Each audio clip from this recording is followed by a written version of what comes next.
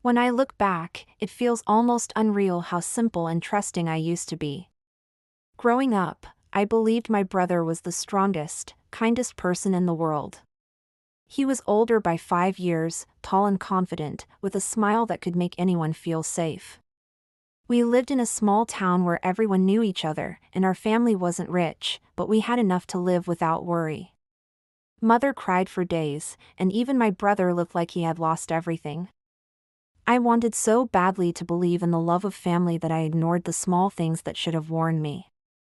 Like the way my brother avoided my eyes when I asked him if everything was okay, or the way he changed the subject when I mentioned what father might have wanted for me. The walls of the house that had once felt safe now felt like they were closing in on me. I couldn't understand how someone I loved so much could hurt me like this. But even then, a small part of me still hoped he would change his mind, that he would come to my door and say he was sorry. That moment never came. Instead, in the days that followed, it became clear that I had no place in my own family anymore. Mother, tired and broken, didn't fight for me. My brother made all the decisions, and I was left with nothing but heartbreak and confusion. It was the end of the only world I had ever known. And though I didn't know it yet, it was the beginning of something else too, a path that would take me far away from home, from innocence, and from the girl I used to be. At night, I would sit in my room, hugging the small stuffed bear father had given me, trying not to cry. I didn't want to add to Mother's sadness. I told myself over and over that everything would be okay, because family would never hurt me. I held on to that thought like it was the only thing keeping me from falling apart. I felt lost too. The house felt empty without Father's voice, without his calm presence. She told me, softly, that my brother had decided it was best if I didn't get a share of the family land. She said it was too complicated, and that it would be better for me to focus on my future, maybe move to the city and find work.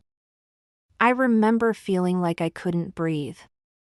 I asked her why, over and over, but she just shook her head, tears in her eyes. I ran to my brother, hoping it was some mistake, but when I looked into his face, I saw no kindness, no regret. He told me, in a cold voice I had never heard from him before, that I was too young and didn't know how to handle responsibility. He said it was better this way, that he would take care of everything, and I should be grateful. His words cut deeper than anything I had ever felt. The brother I had trusted all my life stood there and told me I didn't matter enough to share in what our father had left for us. In the days that followed, relatives visited, people we barely knew came to offer their condolences. And for a while, it felt like we weren't alone in our pain. But after the last visitor left, it was just the three of us again, and the silence became almost unbearable. That's when talk about the family property started. I didn't really understand what it meant at first. I thought everything Father had would just stay with us, because we were his family. My brother started spending more time with lawyers, and sometimes Mother would sit with them too, her eyes red from crying. I wasn't invited to those conversations, and I didn't ask why. I believed my brother would handle everything fairly, because why wouldn't he? He was family, my own brother. Our father worked hard, and our mother always tried to keep the family together with love and care. As a little girl, I would follow my brother everywhere, thinking he would always protect me from anything bad that could happen. I didn't see the small signs that maybe he wasn't always as kind as I thought. I didn't notice the times he would take my things without asking, or the way he sometimes laughed when I got blamed for something he did. To me, he was still my hero, the brother I could run to when I was scared of the dark or when other kids at school were mean to me.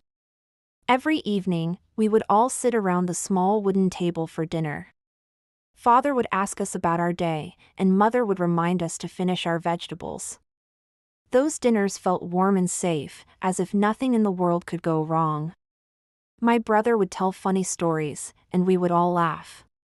I thought we were a perfect family, bound by love that nothing could break.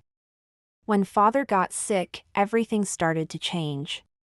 At first, it was little things, like Father being too tired to join us at the table, and Mother looking worried all the time. Then, doctor visits became more regular, and the house felt quieter, heavier. I was too young to really understand what was happening, but I could feel the fear growing inside our home. My brother seemed different too. He spoke less to me and spent more time whispering with father behind closed doors. I didn't think much of it, because I believed they were just talking about grown-up things. After all, father trusted him with everything, and so did I. As father's illness got worse, mother became even more tired. She barely slept, always caring for him late into the night. I tried to help, bringing water or making soup, but I was still young and didn't really know how to ease anyone's pain. My brother started going out more often. Sometimes he came back late, sometimes with a serious face, and other times with a look I couldn't quite read. I wanted to ask him what was wrong, but every time I tried, he would say it was nothing I needed to worry about. He was my big brother, I trusted him completely. I thought he was carrying the weight of the family on his shoulders, and I felt grateful to him for being so responsible when things were falling apart. When father finally passed away, our world seemed to stop. Looking back now, I realize I was blind to what was really happening. One morning, mother came to me looking even sadder than usual. I went back to my room and cried until I couldn't cry anymore. I felt betrayed, alone, and small. The days after that conversation with my brother felt like a blur of sadness, confusion, and quiet desperation. Each morning, I would wake up in my small room, staring at the ceiling, hoping that somehow everything had been just a terrible dream. But every time I stepped out and saw my brother's cold, distant face and mother's exhausted silence, reality would crush that hope before it could even take shape. I tried to talk to my mother again, to ask her why she wasn't standing up for me, why she was letting this happen. I had never imagined a life where my family wouldn't be my safety net, where I would be pushed out of the only place I had ever belonged. The thought of leaving terrified me. I had no money, no real skills, and no idea where to go.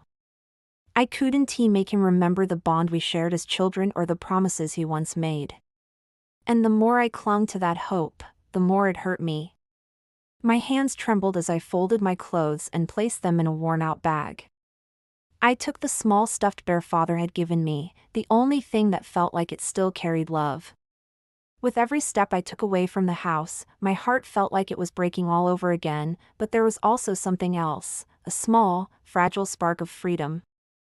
I didn't know what waited for me, and I was still so scared that it hurt to even think about tomorrow. But for the first time in what felt like forever, I was walking towards something that wasn't decided by my brother or by anyone else. It was my choice, however uncertain and terrifying it felt. As I packed, my mind raced with fear. What if I failed? What if I ended up with nothing? The pain of betrayal stayed with me, but there was also a quiet determination growing inside me, like a seed just starting to push through the soil. I didn't know where the road would take me, but it was my road now. And even though I was still broken and afraid, for the first time I felt a tiny bit of hope that maybe somehow I could find a way to heal and become someone stronger than the girl who had been left behind. But another voice inside me whispered that maybe, just maybe, I could build something of my own, away from the shadows of betrayal. I had to find a way to let go, but I didn't know how. I wanted to knock, to say goodbye, to hear her tell me that she still loved me. But something stopped me. Maybe it was the fear that she would ask me to stay, and I wouldn't be strong enough to say no. Or maybe it was because deep down, I knew the goodbye had already happened the moment she didn't fight for me. So I turned away and walked out of the house that had once been my whole world. My heart felt like it was still tied to him with invisible strings that pulled me back every time I tried to move forward. Every time I thought about it, my stomach twisted in knots of fear. It was more like a quiet acceptance that staying here would only break me more. If I wanted even the smallest chance of healing, I had to leave, even if I had no idea where to go. The thought scared me so much it made my hands shake, but the idea of spending another day watching my brother look at me like a burden felt even worse. But staying was just as painful. Each day felt like a reminder that I wasn't wanted, that I was nothing more than an inconvenience to my own brother. I would hear him making plans with lawyers, deciding what to do with the land and the house, and every word felt like another nail in the coffin of the life I had known. But all she could do was look away, her eyes heavy with guilt and sorrow. And sat by the window, watching the last bit of daylight fade from the sky.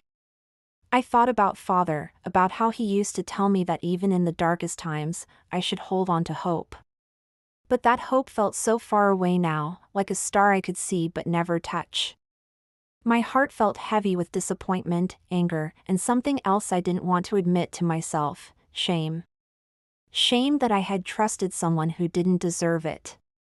Shame that I hadn't seen it coming. And most of all, shame that part of me still wished my brother would love me the way he once did. It hurt more than I could put into words because even if she didn't have power to stop him, I needed her to at least tell me that what was happening to me was wrong. But instead, she just kept saying that my brother knew what was best and that maybe this was a blessing in disguise. Each time she said it, my heart would crack a little more until it felt like there was barely anything left inside me that wasn't broken. I started spending hours sitting on the old bench in the garden, staring at the patches of dry grass and the wilting flowers that Father used to care for. They seemed to fade along with him, and somehow, I felt like I was fading too. The house that once felt so alive now felt empty and haunted, every corner whispering memories of a happier time that seemed so far away it almost didn't feel real anymore. Friends who had come to visit after Father's death stopped coming too. Maybe they sensed that things were falling apart inside our home. Or maybe they didn't know what to say to a girl who had lost not just her father but the trust she had in her own family. I couldn't blame them. Even I didn't know what to say to myself. At night, sleep became something I could barely remember. I would lie in bed for hours, my mind playing the same painful questions over and over. How could my brother do this to me? Didn't he remember the nights when he promised to always protect me? Didn't he care that Father would have never wanted this? My chest would feel so tight that it hurt to breathe, and sometimes I had to press my hand over my heart, afraid it might stop beating from the pain. In the darkness, I would cry silently, because I didn't want Mother or anyone else to hear. Those tears felt endless, as if they were washing away the girl I used to be and leaving behind someone I barely recognized. The worst part was that I didn't know what to do next. One evening, after another failed attempt to talk to him, I went back to my room. In those quiet, painful moments, I began to realize something I hadn't wanted to see before: I couldn't change him. The days turned into weeks, and slowly, something inside me started to shift. It wasn't a sudden burst of strength or courage. One morning, I woke up before the sun and started packing my few belongings. Before leaving, I stood quietly in front of my mother's door. As I stepped outside, the morning air felt cold on my skin, sharp and real. I kept walking, my bag heavy on my shoulder and my mind filled with memories I couldn't leave behind. The first few days away from home felt heavier than I had ever imagined. Each step I took seemed to pull at the memories I had tried to leave behind, memories that clung to me like shadows no matter how far I walked.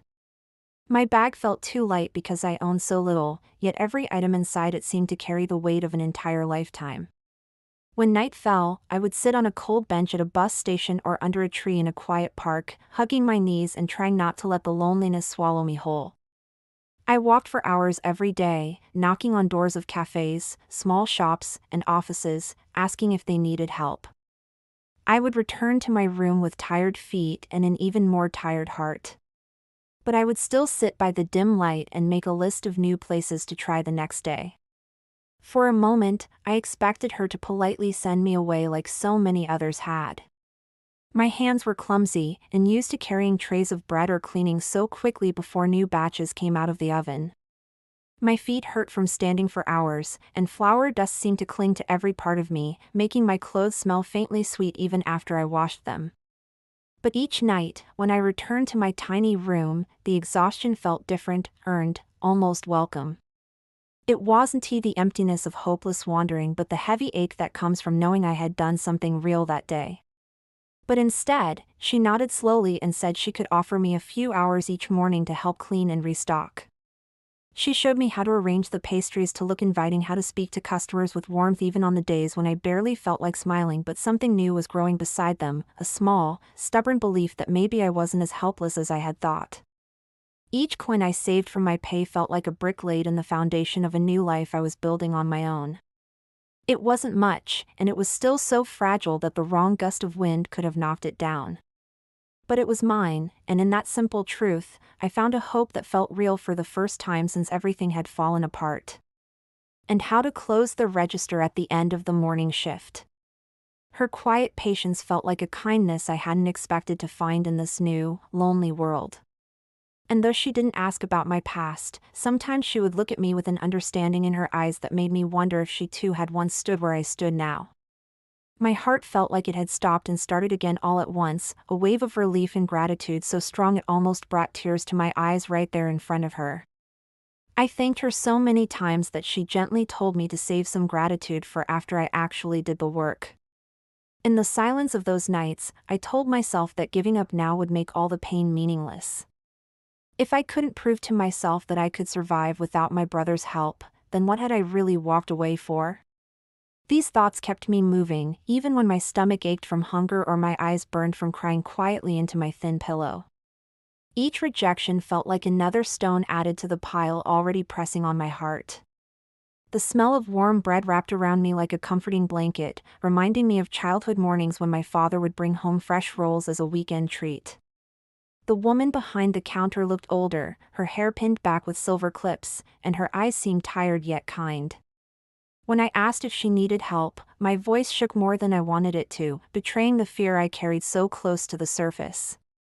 She paused, studying me in a way that felt different, not judging, but truly seeing me. Sometimes people would look me up and down and say nothing at all, their silence sharper than words. Other times, they offered polite excuses that barely hid their doubt in someone with no experience, no references, and eyes still red from too many sleepless nights. Every no echoed in my mind as a reminder of everything I had lost, and sometimes I found myself staring into shop windows, seeing a reflection that looked so much sadder and smaller than the girl I remembered being. I would stare at the stars and wonder if my father could still see me, if he knew how lost and afraid I was, and if somewhere he was silently telling me to keep going. Those thoughts were the only warmth I had, and even they often faded into tears I wiped away before anyone could see. Finding a place to stay became my first struggle, and it felt like the world outside my family's home was colder than I had ever imagined. The little money I had saved from doing small chores over the years disappeared faster than I had feared. The bed creaked each time I moved, and the blanket was too thin to keep out the cold that settled into my bones. But it was a roof, and for now, that felt like a small victory I had earned by refusing to give up. Every morning, I woke to the sound of the city outside, a city that did not know me or care about my story. And strangely, that felt like freedom too. Here, no one saw me as the sister who had been betrayed, or the daughter who wasn't worth fighting for. I was just another face in the crowd, invisible and unnoticed, and even if it hurt, it also meant I could start to shape who I wanted to become. Food became something I measured carefully, eating just enough to keep my body moving while my mind carried a weight that no meal could ease. Nights were the hardest because the darkness seemed to speak to all my worst fears, whispering that I had made a mistake, that I would fail, and that I would soon have no choice but to crawl back to the very people who had pushed me away. But somehow, even in those moments, a quiet voice deep inside insisted that going back would break me far more than this emptiness ever could. I found a tiny shared room in the cheapest part of town, its walls thin enough that I could hear my neighbors arguing late into the night. Finding work, however, proved harder than I had hoped. Yet, each evening, I forced myself not to give up. Then one morning, after yet another night of doubts that left me trembling, I walked into a small bakery tucked between taller buildings. She asked about my experience, and though I had none to speak of, I spoke honestly about my willingness to learn and my need for work. Those first days at the bakery were harder than I expected. Slowly, the woman at the bakery, whose name was Mrs. Keller, began to trust me with more tasks. In those early weeks, the sadness and anger toward my brother still burned quietly inside me. The weeks slowly turned into months, and though my life still felt like it balanced on a thin edge, each morning at the bakery brought a strange sense of stability I hadn't known in so long. Mrs. Keller's quiet confidence in me became something I leaned on silently, a small light on the days when my heart still carried the heavy memory of betrayal. My brother rarely crossed my mind when I was busy rolling dough or greeting customers. I spent evenings in my room, reading borrowed books about running small businesses, about baking techniques, and even about how to talk to customers with confidence. The sky outside was still a deep blue, and the streets were empty as I walked to the bakery. When I arrived, she explained that her niece, who normally helped with the early shift, had fallen sick, and she needed someone to take over for a while. My income was modest, barely enough for rent and simple meals, but every week I tucked a small amount into a jar hidden in the back of my wardrobe. Her home was small but warm, filled with laughter and the smell of freshly cooked food. Warm days brought more customers, and though it meant longer hours and tired feet, it also meant the jar in my wardrobe grew heavier with each passing week. There were moments when I caught myself smiling at the thought of my brother seeing me now, not as the helpless sister he had abandoned, but as someone who could stand on her own. For so long, I had believed I was only what my brother's betrayal had left behind, unwanted, abandoned, and weak. But standing there in that small bakery, covered in flour and sweat, I realized I was becoming someone new, not because of him, but in spite of him. And in that quiet moment, I promised myself I would keep going, no matter how long it took, because the life I was building now was truly my own. The thought no longer felt like revenge but rather a quiet hope that maybe, somewhere deep down, he might regret what he had done. But even if he never did, I was learning to live with that too. At the table, her daughter teased her gently about forgetting the salt, and her grandchildren argued over who would get the biggest slice of cake. She told me she had been watching how hard I worked, how quickly I learned, and how much the customers seemed to trust me. Then, in her gentle way, she asked if I would be willing to train as an assistant baker, to help her with the early morning preparations and learn more about the craft itself. My breath caught in my throat, and for a moment, the old voice of doubt tried to whisper that I wasn't good enough. But I pushed it aside and said yes, my voice shaking but sure. Watching them, I felt an ache so deep it almost brought tears to my eyes, a longing for the simple, unconditional acceptance I had lost. Yet, sitting there among them, even as a guest, made me realize something important: family could sometimes be found, not just inherited. Mrs. Keller never asked about my past, but her quiet kindness told me that perhaps she understood more than words could say. Watching the coins pile up, though slow, felt like proof that even small steps could add up to something bigger. That jar became my secret hope, a symbol that maybe one day I could afford more than just survival. Maybe I could take classes to become a certified baker, or even dream of having my own small shop, though the idea still felt impossibly far away. Her trust surprised me, but it also made me feel quietly proud. Those early shifts were tiring, but I began to see the rhythm of the bakery more clearly: the preparation before customers even arrived, the quiet teamwork that made everything run smoothly once the doors opened.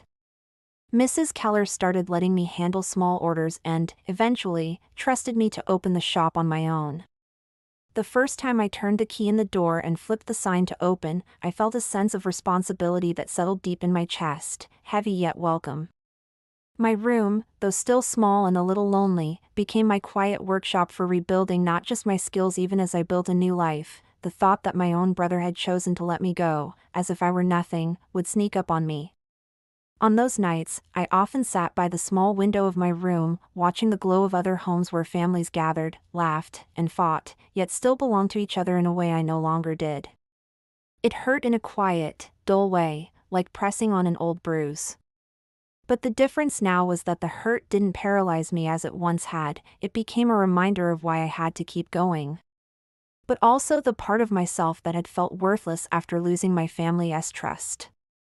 Each book, each scribbled note in the margins, became a small rebellion against the hopelessness that had once told me I couldn't change my life. But every night, when I returned to my small room and lay staring at the ceiling, thoughts of him crept back in. I remembered the way he had stood beside me at our father's funeral, promising to protect me no matter what, and how easily those promises had crumbled when money and convenience had taken priority over love. Those thoughts still hurt, yet they also reminded me why I had chosen to walk away, why I had chosen the harder path instead of staying in the comfort of a home that no longer felt like mine.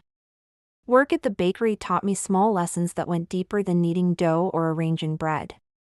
I learned patience the slow way, through burned loaves and awkward conversations with customers who sometimes seemed to look right through me. I discovered that kindness could come from strangers, a customer who tipped me an extra coin and told me I had a lovely smile, or the delivery driver who always brought fresh milk and asked how my day was going. These tiny moments helped patch up the torn pieces of my faith in people, though the larger wound my brother left was still far from healed. Some mornings, the memory of his betrayal still felt raw, but I forced myself to keep moving, to wash my face and walk out into the shop with as steady a smile as I could manage. In my free time, I kept looking for ways to do more, to be more than just a helper behind the counter. One particularly cold morning, Mrs. Keller asked me to come in earlier than usual. Still, there were days when the loneliness would return so sharply it took my breath away. Little by little, I saved what money I could. One evening, Mrs. Keller invited me to share dinner with her family. As winter faded into spring, the bakery grew busier. One afternoon, as I was wiping down the counter, Mrs. Keller pulled me aside. That night, alone in my room, I let myself cry, not from sadness, but from relief and pride. Ask ChatGPT. The first morning I stepped into the bakery's kitchen as an assistant baker felt like standing at the edge of something I had dared not even imagine months ago. The smell of fresh yeast and flour mixed with a nervous excitement that fluttered in my chest. Mrs. Keller's praise was gentle but steady, and though I still doubted myself on some days, her trust began to fill in the cracks of my self-worth. I had spent so long believing I was only worth what others said I was, but each loaf I shaped felt like a small argument against that old belief. Sometimes, late at night, I wondered if he ever regretted what he had done, if he missed the sister who had once believed he would protect her no matter what. A local cafe had requested a large batch of pastries, and she needed an extra pair of hands. Though I was tired, I agreed, and together we worked into the evening. Maybe, if I saved enough, I could enroll in evening classes to learn more about baking and business. Maybe, one day, I could open a small bakery of my own, a place where no one would feel unwanted as I once had. Inside were a few extra notes, more money than I had dared to hope for. Holding them, I felt tears prick my eyes, not just because of what they could buy, but because of what they meant. Someone believed in me enough to reward my effort. That night, I added the money to my savings jar, watching it grow heavier and feeling, for the first time in so long, that my future was slowly moving from a distant hope into something I could almost touch. The thought scared me as much as it thrilled me, but for the first time, my dreams felt rooted in something real: my growing skills, my quiet determination, and the slow but steady rebuilding of my confidence. As the rain tapped against the bakery windows and the ovens glowed warm in the gathering darkness, I felt something shift quietly inside me. But those nights became fewer, and the pain softened, replaced by gratitude for what I was building on my own. My room still felt small and bare, but it also felt like mine, a space earned, not given. And each morning as I tied on my apron and stepped into the bakery's warmth, I reminded myself that every loaf, every coin saved, every new skill learned was a quiet act of defiance against the darkness of the past. It wasn't just about earning more money or proving I could work hard, it was the feeling of being needed, of being part of something that mattered. That night, walking home under a shared umbrella Mrs. Keller had lent me, I realized that belonging didn't always have to come from family. My brother's betrayal had pushed me into darkness, but it was in that darkness that I discovered a stubborn strength I hadn't known I possessed. The bakery, the coins in the jar, the growing warmth of strangers who slowly became something like family, these were the bricks with which I was building a new life. And each morning, as the sun rose and the bakery doors opened, I stepped forward not as the sister left behind, but as the young woman determined to create something better for herself, one loaf, one lesson, and one hopeful breath at a time. Sometimes, it could come from shared effort, trust built in small moments, and kindness offered without demand. Other times, I wondered if he had moved on without a second thought, living comfortably with the family who had chosen convenience and money over me. But even as those questions surfaced, they no longer controlled me. My heart still bore the scar of his betrayal, but it had become part of my story rather than the whole of it.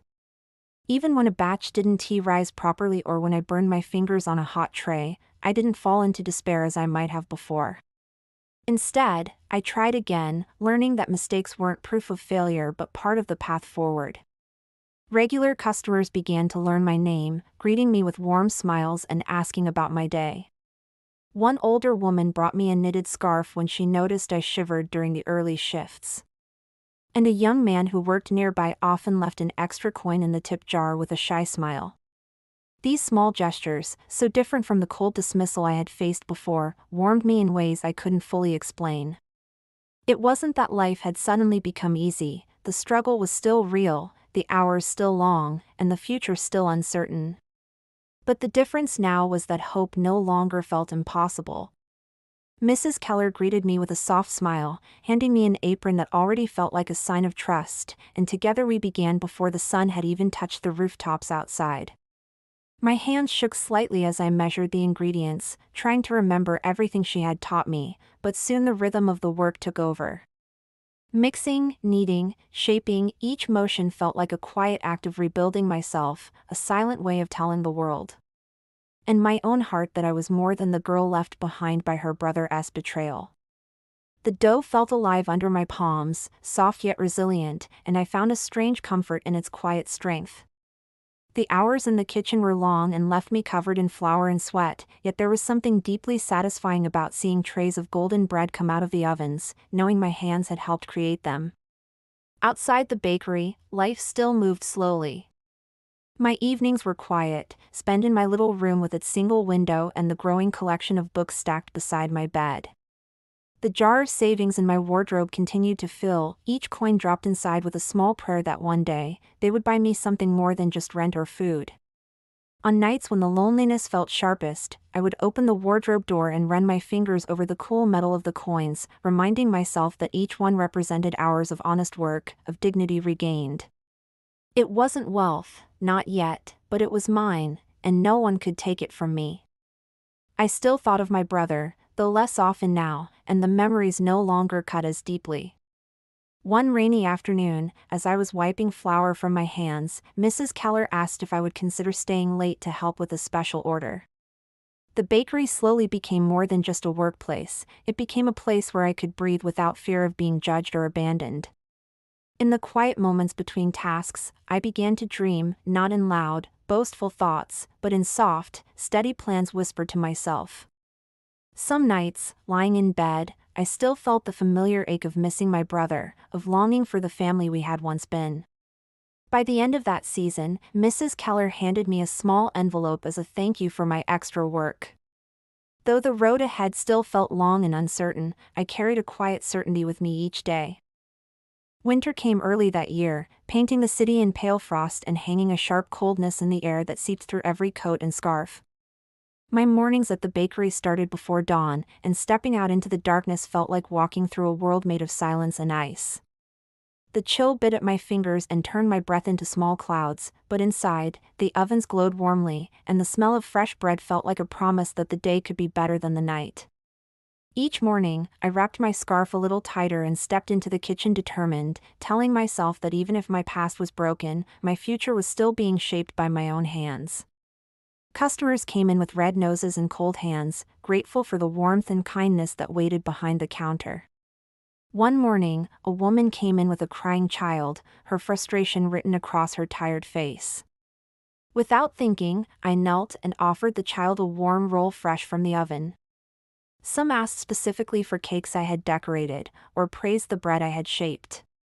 Their words didn't erase the past, but they stitched new confidence into the fabric of my heart. Each compliment felt like a small stone added to the foundation I was building, a reminder that my worth wasn't tied to someone else's choices. I still had moments of doubt, times when the memory of my brother's betrayal resurfaced like an old bruise, but those moments came less often and left more quickly. The crying stopped, replaced by a shy smile, and the mother's gratitude shone through her exhausted eyes. Inside was a new apron, embroidered with my name in careful letters. And in that quiet room, I whispered a promise to myself, to keep going, to keep trying, and never again to let someone else decide what I was worth. The pain of betrayal had carved deep scars into my heart, but from those scars something unexpected was growing, a determination stronger than any winter wind and a belief that no matter what had been taken from me there was still so much I could create for myself. And as the night deepened outside, I lay down to rest, not as the broken sister of the past, but as a young woman slowly, stubbornly, and bravely forging her own path forward. As I ran my fingers over the stitching, my eyes filled with tears I couldn't hold back. She didn't have to say anything, the gesture itself spoke louder than words. I belonged here. I mattered. That night, as I walked home under strings of holiday lights and the soft falling snow, I felt something I hadn't dared to feel in a long time, a fragile, trembling hope that maybe, just maybe, happiness could still be possible for me. It was a small moment, but as I stood back up, something inside me shifted. For so long, I had felt powerless and unseen, but here, in this place, I had the ability to make someone's day better, even if only for a moment. That realization warmed me more than any coat ever could. The work was tiring, the early hours unforgiving, yet there was a quiet comfort in the routine. She proposed teaching me how to handle the business side of the bakery, keeping track of orders, managing expenses, and even planning special seasonal menus. My first instinct was fear that I would make mistakes too big to fix, that I wasn't smart enough to handle such responsibility. But she looked at me with a quiet confidence that I hadn't yet found in myself, and slowly, I agreed. In the evenings, after the ovens cooled and the last customer left, we sat together at her small desk going over invoices and receipts. Numbers blurred at first, but day by day, the patterns began to make sense. For the first time, I saw beyond the dough and sugar. I glimpsed what it might mean to truly run something of my own one day. Dough still needed to be kneaded, ovens still needed to be watched, and customers still arrived each day. The rent on my small room increased, forcing me to cut back on little comforts like tea or the occasional sweet from the market. The cold made my walk to work harder, and sometimes, my fingers cracked and bled from the dryness and the flour. Yet through every setback, I kept going. The jar of savings in my wardrobe grew slowly but steadily. Each coin and note felt like proof that effort mattered, even if the world wasn't always kind. On days when exhaustion nearly won, I would open the wardrobe, hold the jar in my hands, and remember why I was doing this, not for revenge anymore, but for the life I deserved. Hungry for the warmth that only fresh bread could offer. As Christmas approached, the bakery grew busier. Orders for holiday pastries and cakes poured in, and Mrs. Keller trusted me with more responsibility than ever before. I decorated cakes late into the evenings, my hands moving carefully, almost tenderly, over sugared roses and chocolate curls. I had never imagined myself doing such delicate work, and sometimes I would catch sight of my reflection in the bakery window, a young woman in a flour-dusted apron, focused and quiet, but not afraid. In those moments, I barely recognized the girl I used to be, the one who had cried every night, waiting for someone to come back and say it had all been a mistake. That girl still lived somewhere inside me, but she no longer held the power to stop me from moving forward. The nights were the hardest. After the bakery closed and the streets emptied, the loneliness felt deeper than the darkness itself.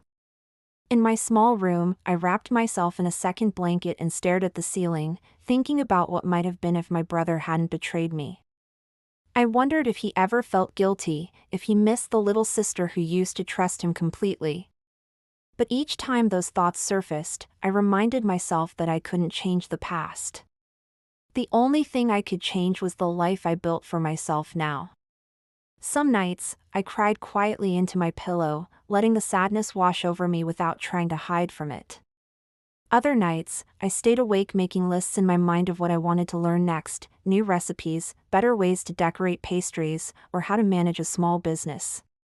It was strange how those thoughts, once overwhelming, now felt like small lights guiding me through the darkness. When the first heavy snow fell, the bakery felt like a sanctuary. By midwinter, Mrs. Keller surprised me with a suggestion that left me speechless. Outside the bakery, life still tested me. Word of my work began to spread quietly among customers. On the last evening before Christmas, Mrs. Keller gave me a small wrapped package. At home, I placed the apron gently over my chair and sat on the edge of my bed, staring at it as if it were the most precious thing I owned. Spring arrived slowly, as if unsure whether it was welcome, and the city shed its icy coat in hesitant patches of green and shy blossoms. At the bakery, sunlight finally streamed through the windows in the early hours, painting golden streaks across the flour-dusted counters. Even surrounded by customers during the day, I felt the emptiness waiting at the edges of my thoughts, whispering of all that had been taken from me. Inside were fresh herbs from his garden, mint, rosemary, and thyme. "For your baking," he said softly, as though it were the simplest gift in the world. I thanked him with a shy gratitude that warmed my chest long after he left. As I rushed between the ovens and the counter, I saw a mother and daughter sharing one of my pastries. The moonlight traced soft lines across the cobblestones, and in those moments, I whispered promises to the girl I had been, the girl who had once trusted too easily and fallen so hard. Where once it had been about betrayal and pain, it had become about resilience and creation. My brother's choices had changed my path, but they no longer controlled my steps. What lay ahead was still uncertain, but it was mine to shape. And as I stood in the early morning light, tying my apron and stepping into the bakery's comforting warmth, I felt something I hadn't dared to hope for when this journey began, a steady, gentle pride in the woman I was becoming, one sunrise at a time. I promised her that I would keep trying, keep learning, and keep believing that a future built by my own hands was worth every sacrifice. And even if loneliness still visited, it no longer had the power to undo what I had built. The little girl's eyes lit up, and she giggled at the sweetness. The mother looked at her child with a tenderness that was so open, so pure, that my chest tightened painfully. For a moment, I longed for my own family, the family I'd lost to betrayal, but instead of bitterness, the longing transformed into something gentler. Perhaps it was enough to know that my work could bring happiness to others, even if my own heart still carried bruises. That night, I experimented with mint-infused pastries, and though they didn't come out perfectly, the scent alone filled my tiny room with hope. It reminded me that sometimes, kindness came from strangers, and that even in a life marked by betrayal, generosity could still find its way to me. My brother's absence was a wound that hadn't fully healed. She showed me the delicate balance of ordering just enough ingredients to avoid waste while still meeting demand, and taught me how to price pastries fairly but confidently. I remembered our childhood laughter, our secret codes, and the nights we shared stories until sleep stole our words. Those memories hurt, but I no longer let them define me. Slowly, I learned to hold them as something that had shaped me without allowing them to decide who I would become. Even the ache of betrayal softened into something like acceptance, a scar that reminded me of the pain I'd survived and the strength I'd discovered on the other side. My fear of numbers lessened day by day, replaced by an unexpected satisfaction in seeing a week's figures add up neatly. I began to dream quietly, not just of baking but of one day opening my own small shop, where I could create freely and build a space where everyone felt welcome no matter how broken they felt when they walked through the door. Sometimes I wondered where he was, whether he felt even a flicker of regret, or whether the distance between us had erased me from his heart completely. But whenever those thoughts began to drown me, I reminded myself of the girl I had become, someone who rose before the sun, whose hands shaped sweetness from raw dough and whose quiet determination had started to rebuild what betrayal had tried to destroy. For the first time in what felt like years, the morning air carried the scent of new beginnings rather than just the cold ache of survival.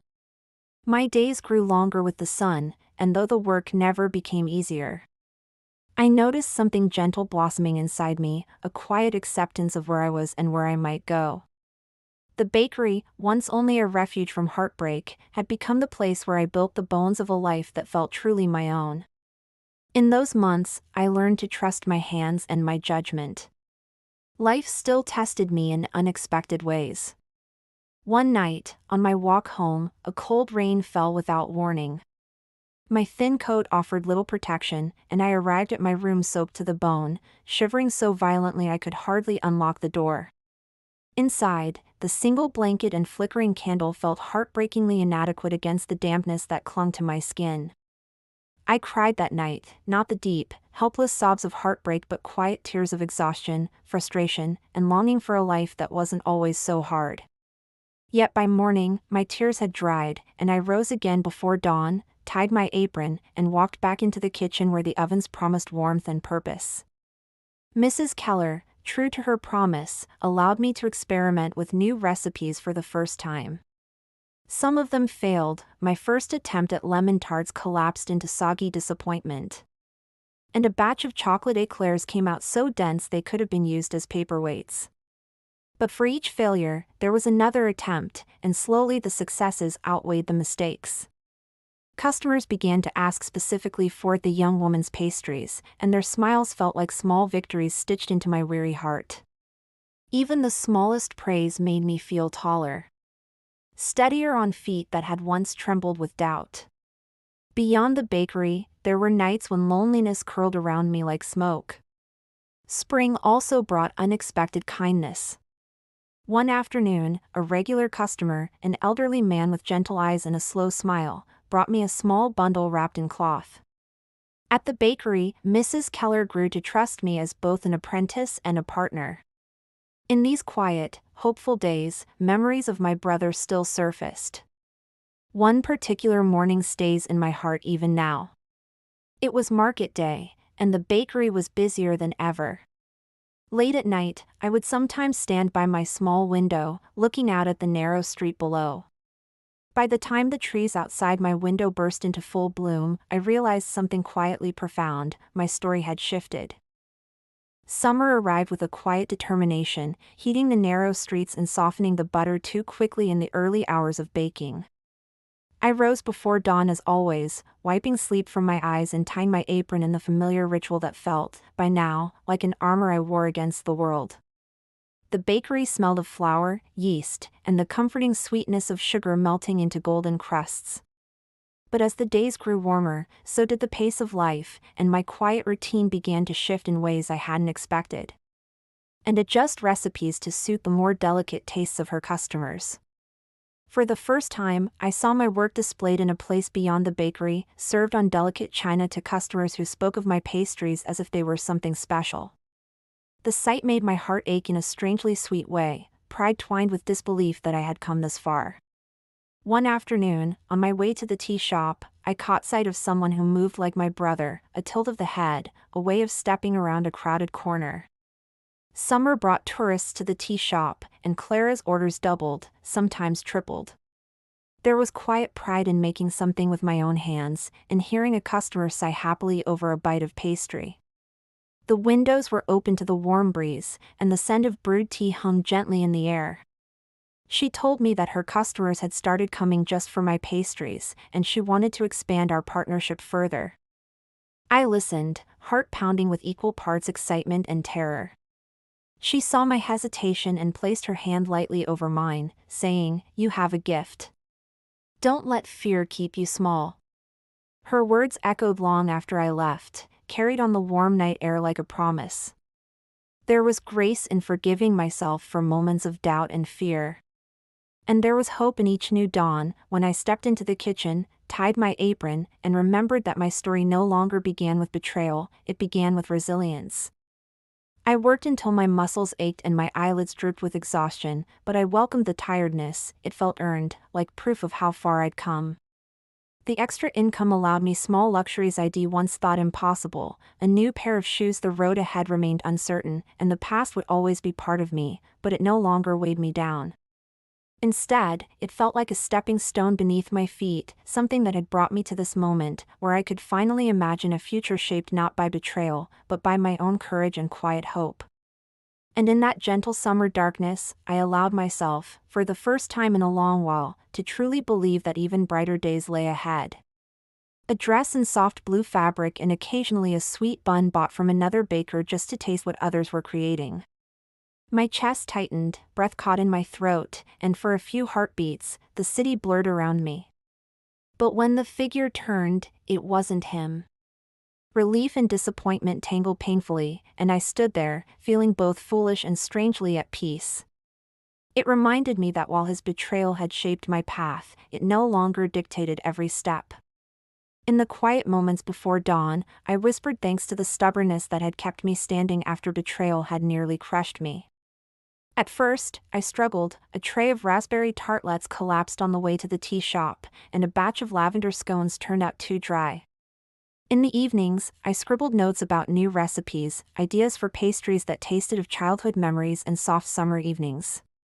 Sometimes, I imagined what my own little shop might look like: sunlight filtering through tall windows, the smell of fresh bread greeting each customer, and shelves lined with creations that carried my story in every crumb. Each failure stung, rekindling old fears that I wasn't truly talented, that I had simply been lucky so far. But each time, I returned to the kitchen, tested new methods, and refused to let disappointment root itself in my heart. Slowly, the failures became fewer, and the praise grew louder. A new opportunity had come, and though it both thrilled and frightened me, it also whispered of something I hadn't dared to imagine for a long time: change that I could choose rather than endure. It began when a well-dressed woman visited the bakery late one afternoon. She was polite, her voice steady, and her eyes sharp with the confidence of someone used to making decisions. I had worked so hard to steady my life into a routine that felt safe. Stepping beyond the warm walls of the bakery meant risking disappointment, criticism, and the possibility of failure. She listened quietly, wiping her hands on her apron, her eyes reflecting a kindness that went deeper than words. When I finished, she smiled, not the small, polite smile she offered customers, but a genuine one that softened the lines of her face. "You're ready," she said simply, and in that moment, I believed her. It was strange how her faith in me felt stronger than my own, but it was enough to push aside the doubt that still curled in my chest. That night, sleep came in restless waves as I weighed the risk against the hope that maybe, just maybe, I was ready for something more. She introduced herself as Clara, the owner of a small but elegant tea shop on the other side of town. She had heard, she explained, of the young woman at the bakery who made pastries worth crossing the city for. At first, I thought she must have meant someone else. The words felt too grand, too distant from the quiet, flower-streaked girl I still saw in the mirror each night. But as she spoke, I realized she truly meant me. Clara wanted to offer my pastries alongside her afternoon tea service, something her regular customers had been requesting for months. The idea felt both unreal and terrifying. The next morning, I told Mrs. Keller about the offer. Working with Clara meant longer hours and new challenges. I had to create pastries that could be transported across the city without losing their freshness. As the weeks passed, my confidence grew alongside the list of pastries Clara ordered. Outside the kitchen, life continued its slow evolution. My tiny rented room still felt lonely at times, but it had become less a prison and more a quiet refuge. Yet the past still lingered, a quiet shadow that sometimes stepped forward when I least expected it. Despite these moments, most days felt lighter than before. In these small joys, I discovered something precious: life didn't need to be extraordinary to be meaningful. One late summer evening, Clara invited me to her tea shop after hours. As I walked home under the stars, the city felt both vast and strangely familiar, like a story I was still learning to read. The cool winds of early autumn arrived, brushing the city with their gentle chill, and with them came changes I hadn't dared to imagine months earlier. My work with Clara had not only flourished but had begun to open doors I never thought would be within my reach. It was a quiet transformation, built not on grand announcements or overnight success.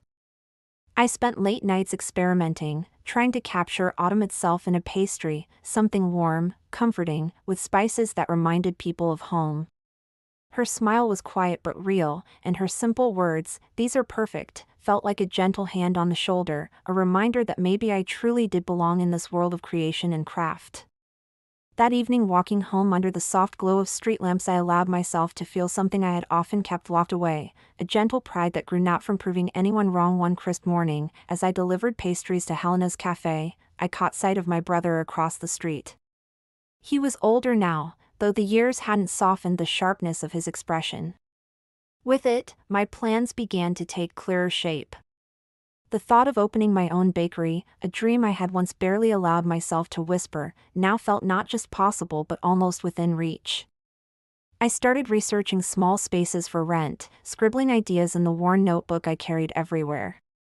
Each idea felt like planting a seed, unsure if it would bloom but hopeful all the same.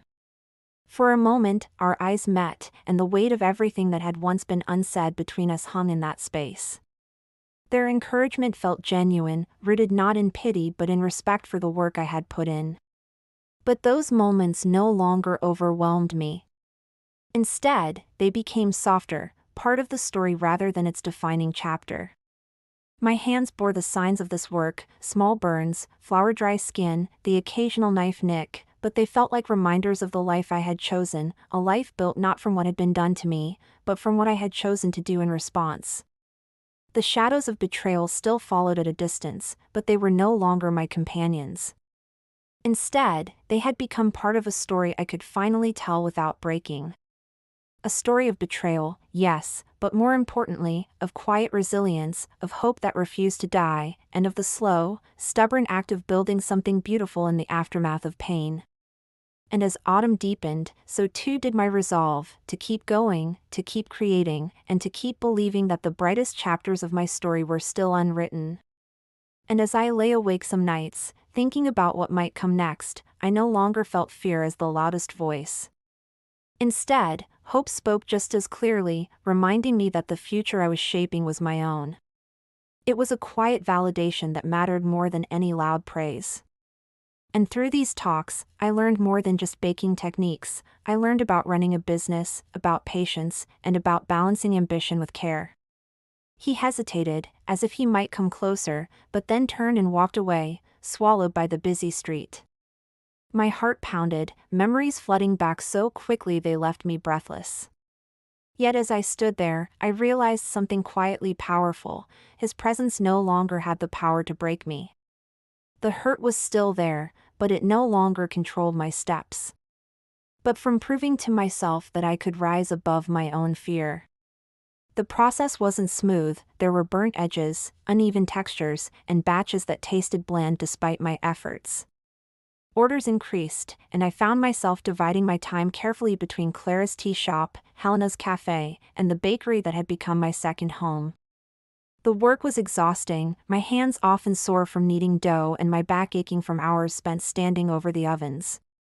Yet each ache felt like a quiet badge of honor, proof that I was building something real, not just dreaming of it. And for the first time in years, the exhaustion wasn't heavy with sadness, it carried a hopeful kind of weariness, the kind that comes from pouring your heart into something you love.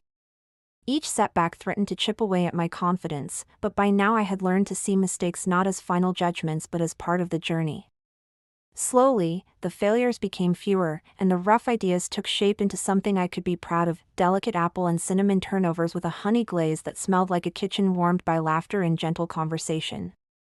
In quiet moments between baking and deliveries, I thought of the girl I had been back when the betrayal had first shattered my trust in family and left me doubting my own worth. I saw her in my memories, lonely, afraid, and convinced that pain was the only constant. It felt strange to look back and realize how far she had come, how, despite everything, she had chosen to keep going.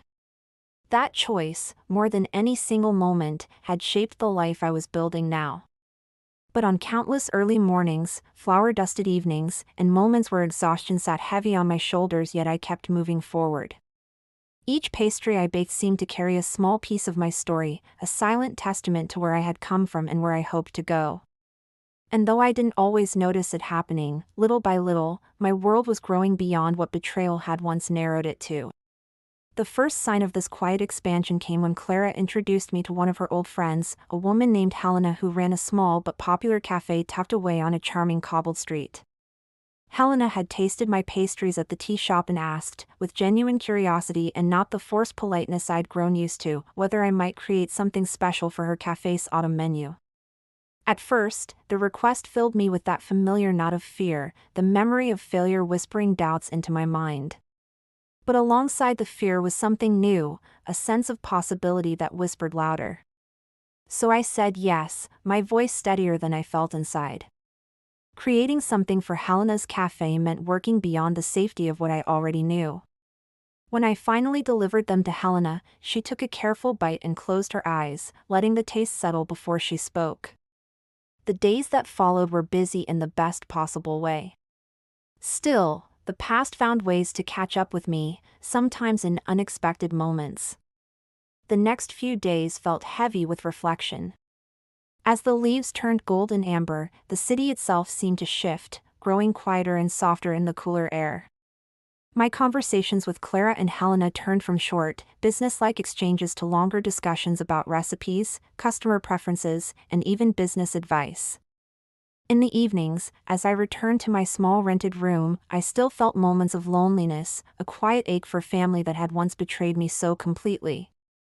Autumn days passed into weeks, and my life settled into a rhythm I had never dared to dream of: mornings of baking, afternoons delivering to tea shops and cafes, evenings spent experimenting with new recipes. And so, with each new day, I stepped a little further into that future. Winter settled into the city with a steady, soft persistence, draping rooftops in gentle frost and sending puffs of breath swirling around bundled-up passers-by. For me, the cold brought quieter mornings and slower evenings, a contrast to the hurried months before. Yet it also brought something that felt deeper than the frost outside, a calm certainty that I had been waiting for my whole life. My hands trembled slightly as I placed the first tray of freshly baked pastries in the display case: flaky croissants, cinnamon rolls drizzled with icing, and those apple turnovers that had become my small signature. She smiled at the pastries, asked gentle questions about what was in each one, and finally chose 2 croissants and a cinnamon roll. As I handed her the bag, she paused to say, "I'm glad you're here. This street needed something warm." And sister, the people whose betrayal had once left me so broken I had doubted I could breathe through the pain. Sometimes, I wondered if they thought of me, if they had moments where regret curled quietly in their hearts. At last, he whispered, almost too quietly, "You did well for yourself." There was something in his eyes, pride, regret, maybe both, but he didn't step further into the shop. I switched off the ovens, wiped down the counters, and stacked the remaining pastries neatly for tomorrow. The shelves lined with jars of jam and honey, the soft glow of the hanging lights. Every part of it carried my story, not a story of perfect triumph, but one of surviving heartbreak, choosing kindness over resentment, and believing, even when it felt foolish, that life could still offer warmth after the coldest betrayal. The reflection in the window showed someone I barely recognized, a woman tired but unbroken, hopeful yet wiser, and above all, someone who had turned betrayal into something stronger than bitterness: resilience. Instead, with a small nod, he turned and left, the bell above the door giving a soft farewell chime. My heart beat fast as the door shut behind him, and I leaned against the counter, letting out a slow breath I hadn't realized I was holding. The sadness was there, but so was relief, a realization that even if he returned to my life or disappeared forever, I would be okay. His words hung in the air, fragile and uncertain, and in them I heard a quiet apology, though not one fully formed. I nodded, my voice caught somewhere between forgiveness and guardedness. "Thank you," I managed, though I knew those words didn't mean I had forgotten. They simply meant I had chosen not to let the past define my tomorrow. Other times, I wondered if they even cared at all. But then the bell above the door would ring again, and I would return to the present, to the life I had chosen to build without them, a life that no longer relied on their acceptance or approval. Her words were simple, but they filled the room with a warmth that went beyond the ovens behind me. As she left, I found myself quietly whispering thank you, not just to her. My breath rose like a promise into the darkening sky, and with each step toward home, I felt it. The past was still part of me, but it no longer held me captive. Instead, it stood behind me, quiet and distant, as I moved forward into a future I had built with my own hands, and into a life I could finally, proudly, call my own. But to everyone who had quietly pushed me forward when I had felt I couldn't take another step. As I stepped back to look at them, it felt like looking at a part of myself laid out in golden, sweet-smelling proof that hope could survive even the deepest wounds. Each face, each exchange felt like a stitch in the fabric of something I had longed for, not just a bakery, but a place that felt like it belonged in the neighborhood that belonged to me in a way nothing ever had before. The bell chimed, and there he was, my brother, standing hesitantly at the threshold. For a moment, time seemed to slow, and the memory of every sharp word and cruel decision he'd made pressed against my heart. He looked older than I remembered, the sharp confidence of betrayal now dulled by something softer, something that almost looked like guilt. He opened his mouth as if to speak, then closed it, his eyes scanning the small shop, the trays of pastries, the careful signs written in my familiar handwriting. The hours passed, the trays emptied and refilled, and even though my feet ached and my hands were dry from flour, the tiredness felt light, almost comforting. The plans that once felt so fragile and uncertain had grown into something real. My own bakery, a place I could call mine, was finally about to open its doors, and as I stood in that small warm space on the first morning, the memories of every betrayal, every sleepless night, and every doubt echoed softly in my mind, not as painful reminders but as quiet proof of the journey that had brought me here. The walls, freshly painted a pale cream, still smelled faintly of new beginnings. The counters gleamed, waiting to be dusted with flour and sugar. My notebooks, filled with recipes scribbled late at night and lists of things to remember, sat neatly stacked near the register. A few bouquets of fresh flowers stood on the front window ledge, a gift from Clara and Helena, whose faith in me had been the steady encouragement I didn't know I needed until it was given freely. For a while, I just stood there, letting the moment sink in.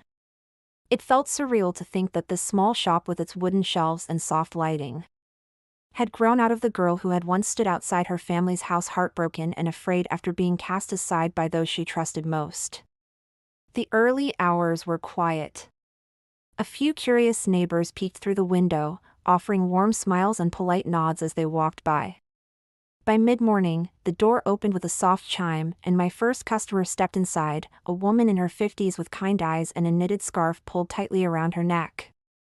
The day unfolded with slow, gentle steps, a young couple stopping by for coffee, a delivery worker grabbing a quick pastry between routes, an elderly man who spoke little but left with a smile. In the quieter moments between customers, my thoughts drifted back to my brother that afternoon. As pale winter light streamed through the windows, something unexpected happened. We stood there, two people who had once shared childhood secrets, now strangers divided by choices that could never truly be taken back. He lingered a moment longer, his gaze moving from me to the pastries, then back.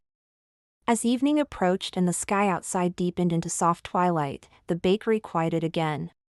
In those final moments before locking the door, I stood at the threshold and looked back at the small shop, the wooden tables waiting for tomorrow's customers, and as I stepped outside into the crisp winter night, the air smelled of hope more than anything else.